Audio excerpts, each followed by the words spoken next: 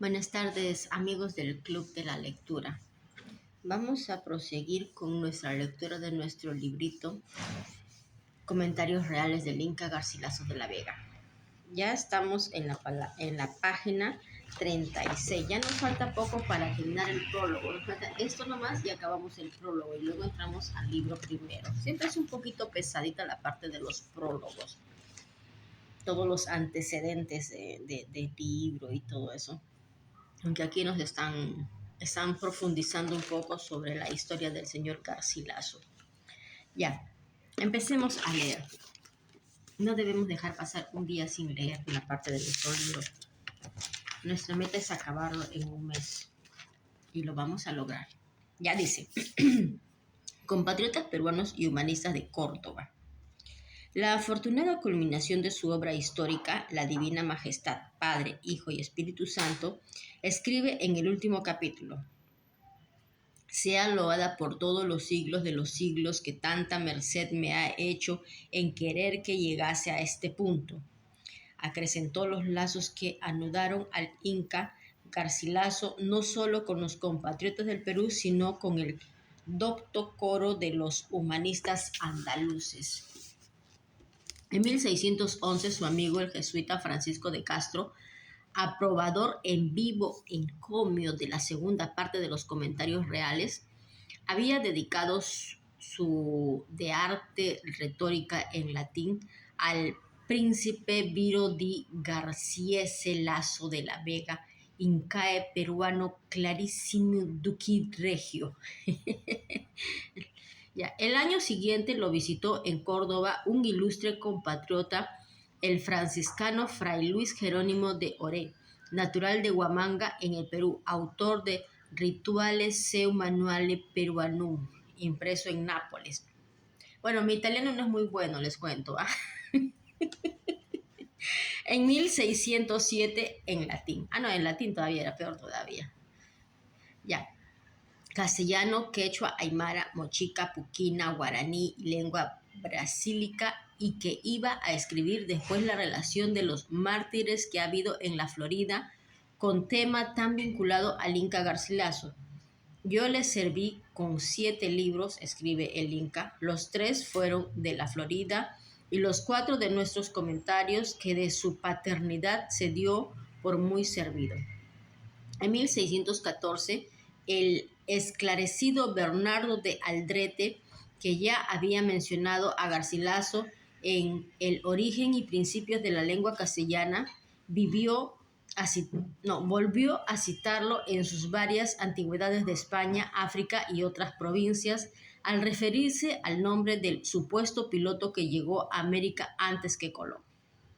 En 1615, otro diligentísimo escudriñador de papeles y libros, Francisco Fernández de Córdoba, abad de Rute y apasionado defensor de Luis de Góngora en su examen del antídoto de Jáuregui o Apología de las Soledades, cita en 3 ocasiones al Inca en su Didascalia Múltiple, aparecida en Lyon de Francia. Por esos mismos años, el Inca Garcilaso tomó a su cargo una publicación que se ha supuesto un tanto interesada, la del sermón que predicó el reverendo P.F. Alonso Bernardino en la fiesta de Bienaventurado San Ildefonso, que apareció en Córdoba en 1612, como se hallaba dedicado al marqués de Priego, y por entonces apresuró el pago de los censos. Se ha pensado que con el dinero que así obtuvo compró Garcilaso un arco y su capilla en la mezquita catedral a la parte del patio de los Naranjos. La venta comprendía el derecho de 2 sepulturas terrizas en la nave y, según el convenio, la capilla serviría de enterramiento a Garcilaso Inca de la Vega, quien debería costear el piso de ladrillo, hacer labrar una reja de hierro y colocar un retablo. Para ello, Garcilaso contrató con el escultor Felipe Vázquez de Ureta la hechura de un crucifijo en madera de pino, y al parecer con el pintor Melchor de los Reyes la pintura con una vista de Jerusalén, que sirviera de fondo al retablo. Con el cerrajero Gaspar Martínez convino en la forja de la reja. La muerte del Inca. Enfermo y decaído, con la constante idea de la muerte que le había perseguido desde los años mismos de redacción de la Florida, el Inca Garcilaso otorgó en agosto de 1615 una carta de pago y finiquito que no pudo firmar por temblarle la mano.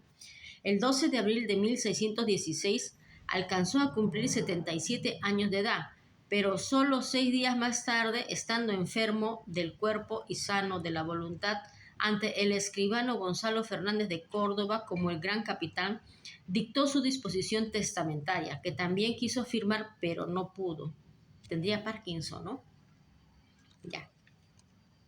Era un testamento minucioso que señalaba como principal disposición que se le enterrara sin pompa en la capilla edificada por él en la catedral bajo la advocación de las ánimas del purgatorio. Pero, a pesar de la prolijidad de los encargos y del recuerdo de criados y amigos a su hijo Diego de Vargas, que fue después modesto sacristán de la capilla, no lo mencionó como tal, sino dice, con deliberada ambigüedad, que lo ha criado.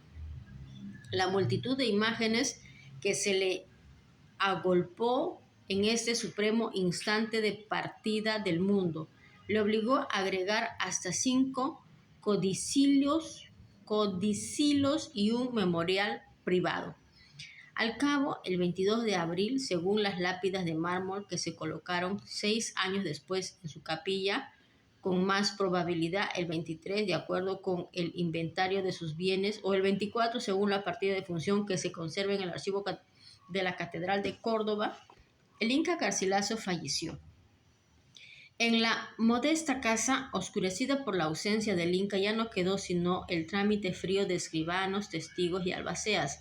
El 26 de abril se inició el inventario que, con algunas suspensiones, se continuó por 3 semanas, y allí constaron varios objetos de plata, una sortija de oro esmaltado con un diamante, un crucifijo con un pedestal, una cruz grande y negra, sillas granadinas, arcones, sábanas de ruán y de lienzo, una pala, una asada, un asadón, tinajas con aceitunas, tocino de Córdoba, 30 arrobas de vino, 5 canarios con sus jaulas, un escritorio grande, pinturas de censos, manuscritos, apuntes.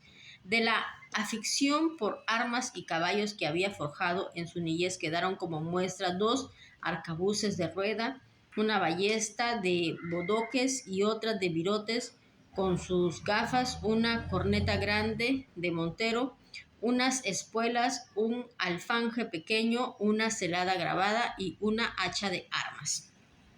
El inventario de los libros.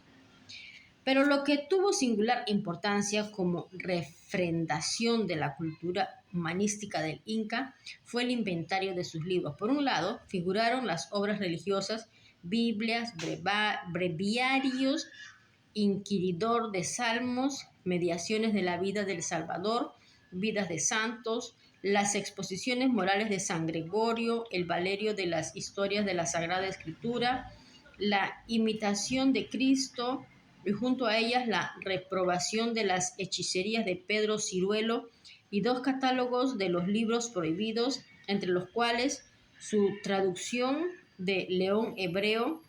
Entre las obras de autores griegos y romanos en castellano y en latín aparecían libros de Aristóteles, las vidas paralelas de Plutarco, la historia de la guerra de Peloponeso de Tucídides, un libro de Ovidio, la Eneida de Virgilio, 2 comentarios de Julio César, las tragedias de Séneca, la Farsalia de Lucano, epígramas de Terencio, sentencias de Cicerón, las vidas de los 12 emperadores de Suetonio, la historia de Roma de Polibio, historias de Salustio y de Flavio Josefo.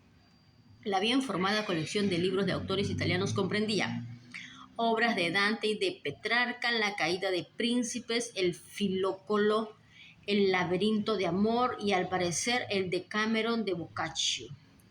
El cortesano de Castiglioni, los razonamientos de Aretino, obras de Bembo, la Savonarola de Torquato Tasso, de Alejandro Piccolomini, el Orlando furioso de Ariosto, el Orlando enamorado de Boiardo, los diálogos de amor de León Hebreo, los comentarios de Platón de Marsilio Ficino, la antigüedad de Roma de Andrea Fluvio, las historias del reino de Nápoles de Coyenuccio, la historia de Italia de Francisco Giacciardini. En cuanto a obras de autores españoles, el conjunto era menos representativo y menos vasto.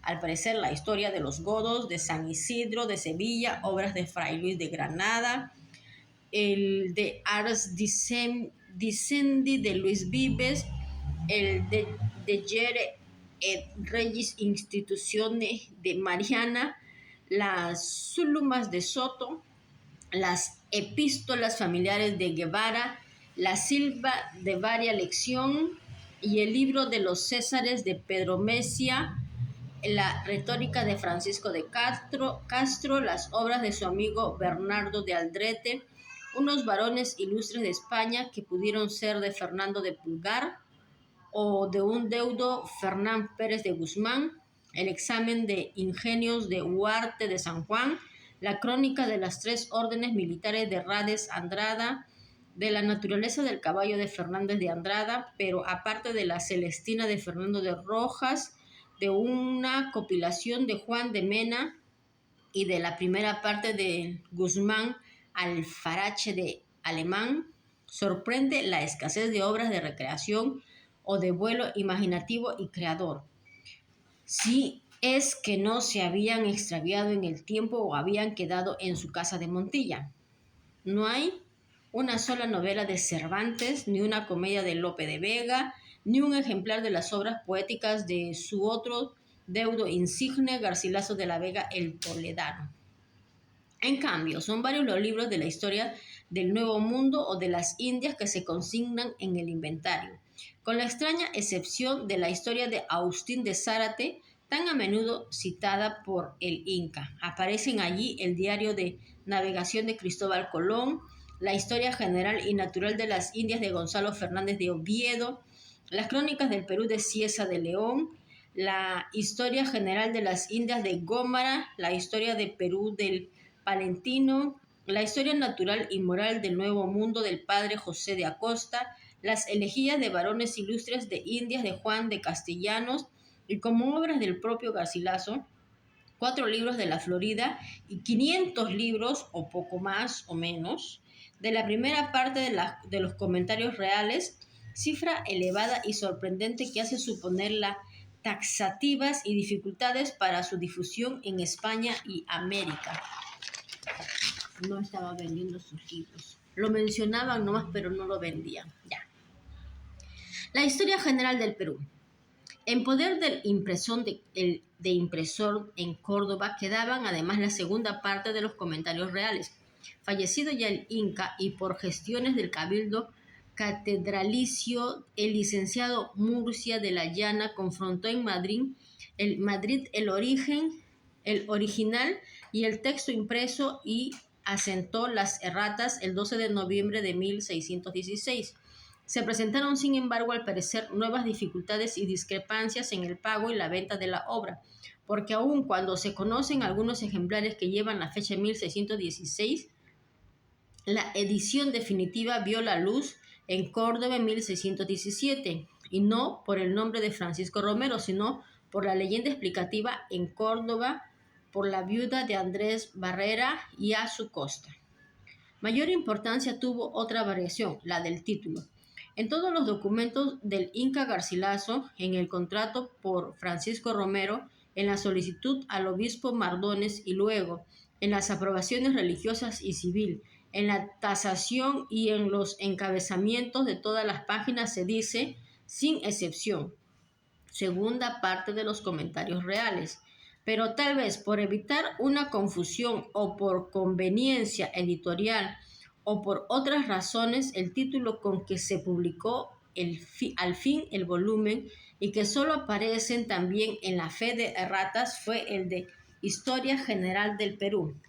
Trata del descubrimiento del y cómo lo ganaron los españoles, las guerras civiles que hubo,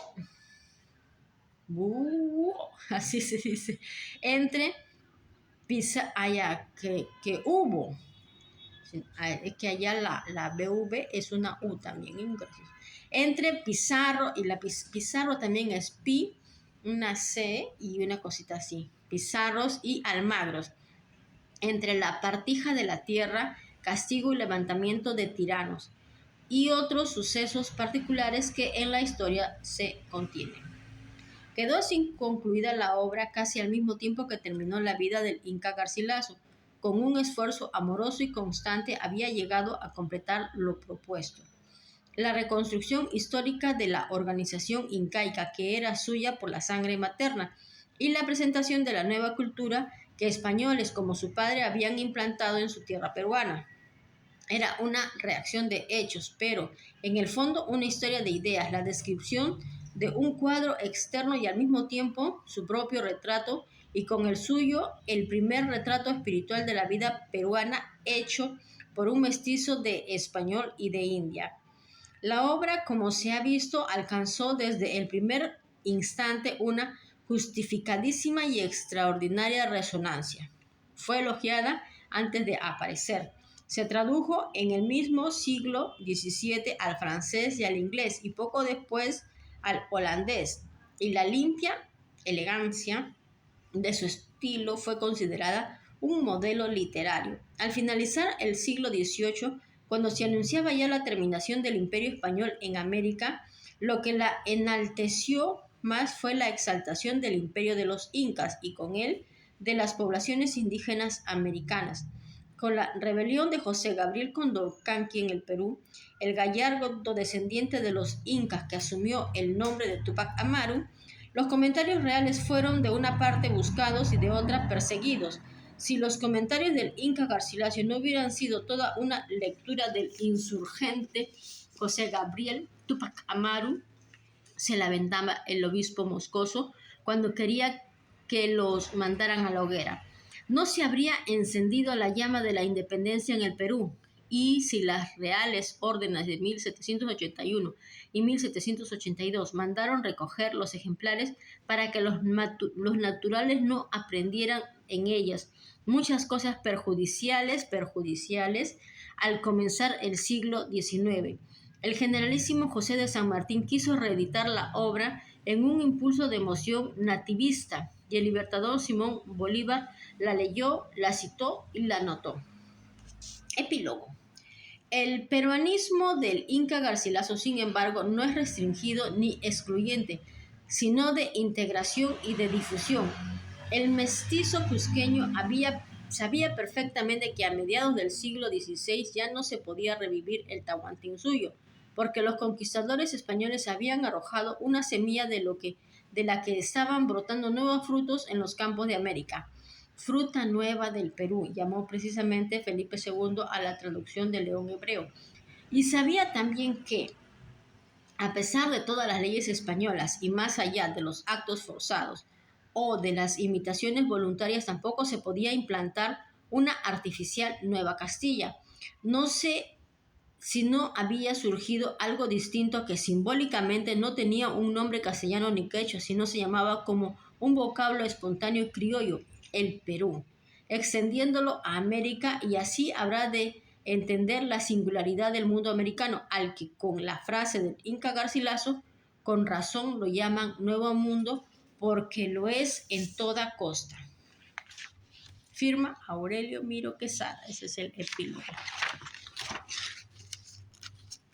Ya. Criterio de esta edición. Esta edición reproduce la edición Princes de Lisboa de 1609, modernizándola de acuerdo con las normas usuales en la transcripción de textos literarios de la época. Con este criterio se han resuelto abreviaturas que por qué, santo con S, etc. Se han eliminado contracciones de ellos, de esto, esta otra, o no de ellos, de esto, esto, otra.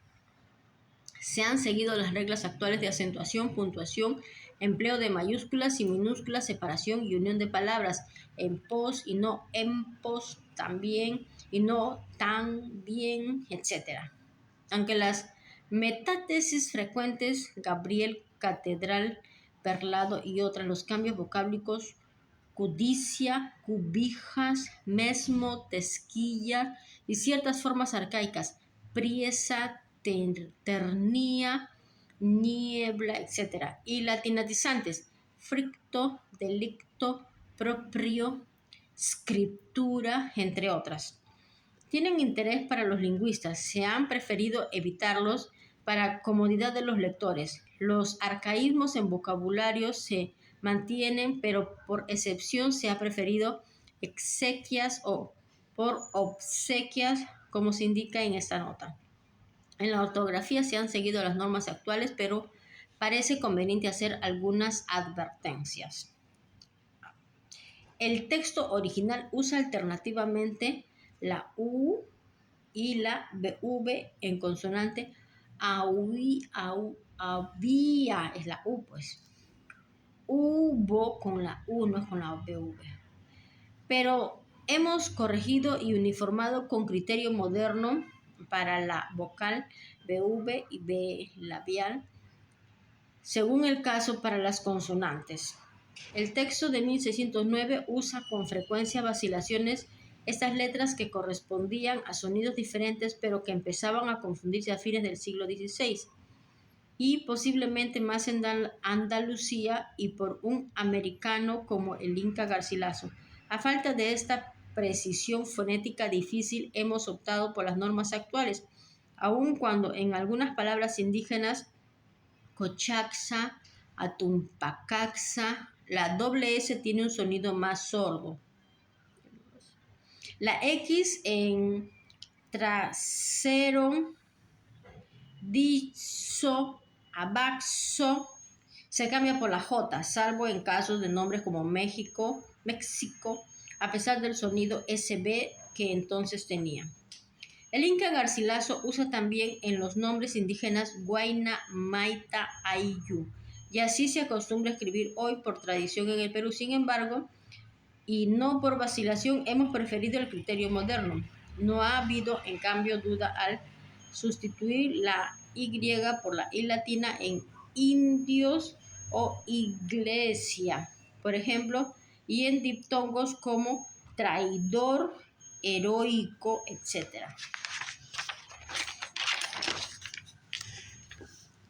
Ya. Lenguaje, linaje, traje, cual, cuando, cuatro, doble R. Honra, visorrey, está con Y. Puchina, seguimos siempre el criterio moderno. El texto original no usa comillas, pero ha sido menester ponerla en citas, en diálogos y en algún discurso. Tampoco usa las cursivas, pero las utilizamos en títulos de obras y para resaltar las palabras indígenas. En ocasiones se han efectuado cortes en párrafos muy extensos. La edición de 1609 tiene numerosas erratas que solo en parte se salvaron en la fe respectiva. Se han corregido las que no admiten duda. Alguna vez se ha aprovechado también un ejemplar con correcciones marginales en letra de principios del siglo XVII, como se hace constar en una nota. El señor Miro Quesada. Y luego empezamos, pasamos la página. Seguimos pasando la página. Y ahora viene la dedicatoria. Vamos a leer la dedicatoria para ya. La próxima empezamos con el libro de verdad ya. A la serenísima princesa doña Catalina de Portugal, duquesa de Braganza, etc. La común costumbre de los antiguos y modernos escritores que siempre se esfuerzan a dedicar sus obras, primicias y sus ingenios a generosos monarcas y poderosos reyes y príncipes para que con el amparo y protección de ellos vivan más favorecidos de los virtuosos y más libres de las calumnias de los maldicientes, Me dio ánimo, serenísima princesa, a que yo, imitando el ejemplo de ellos, me atreviese a dedicar estos comentarios a vuestra alteza, por ser quien es en sí y por quien es para todos los que de su real protección se amparan. Quien sea vuestra alteza en sí, por el ser natural saberlo todas, no solo en Europa, sino aún en las más remotas partes del Oriente, Poniente, Septentrión y Mediodía, donde los gloriosos príncipes progenitores de vuestra alteza han fijado el estandarte de vuestra salud y el de su gloria tan a costa de su sangre y vidas como es notorio. Cuán alta sea la generosidad de vuestra alteza consta a todos, pues es hija y descendiente de los esclarecidos reyes y príncipes de Portugal, que, aunque no es todo lo que vuestra alteza hace mucho caso, cuando sobre el oro de tanta alteza cae el esmalte de tan heroicas virtudes, se debe estimar mucho, pues ya si miramos el ser de la gracia con que Dios vuestro Señor ha enriquecido el alma de vuestra alteza, hallaremos ser mejor que el de la naturaleza, aunque vuestra alteza más se encumbra, de cuya santidad y virtud todo el mundo habla con admiración. Y yo dijera algo de lo mucho que hay, sin nota de lisonjero. Si vuestra alteza no aborreciera tanto sus alabanzas como apetece el silencio de ellas, quien haya sido y sea vuestra alteza para todos los que de este reino y de los extraños se quieren favorecer de su real amparo, tantas lenguas lo publican que ni hay número en ellas ni en los favorecidos de vuestra real mano, de cuya experiencia figurado lo espero recibir mayor de estos mis libros, tanto más necesitados de amparo y favor, cuantos ellos por sí y yo por mí menos merecemos. Confieso que mi atrevimiento es grande y el servicio en todo muy pequeño, si no es de la voluntad, el cual juntamente ofrezco, prontísimas para servir, si mereciese servir a vuestra alteza, cuya real persona y casa vuestro Señor guarde y aumente. Amén, amén. El Inca Garcilaso de la Vega. Firma el Inca Garcilaso de la Vega. Ya estamos llegando ya a la parte del libro en sí. Ahora viene el proemio. Proemio es algo así como prólogo. Esa palabra no la conocía, esa es nueva para mí. Ya, eso lo hacemos luego, ¿ya? Así lo dejamos aquí, luego la seguimos.